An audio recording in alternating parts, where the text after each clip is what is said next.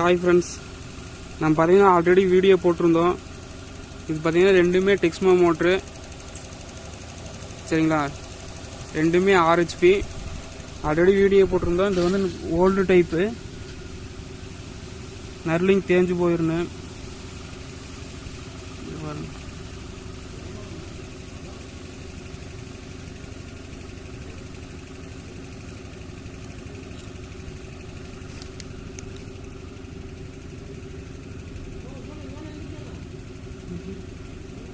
எப்படி தேஞ்சிருக்கு பார்த்தீங்களா?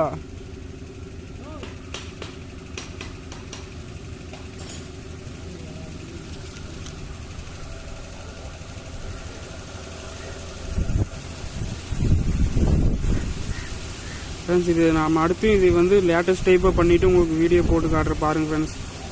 இந்த டைப் அப்படித்தான் தேஞ்சு போயிடும்.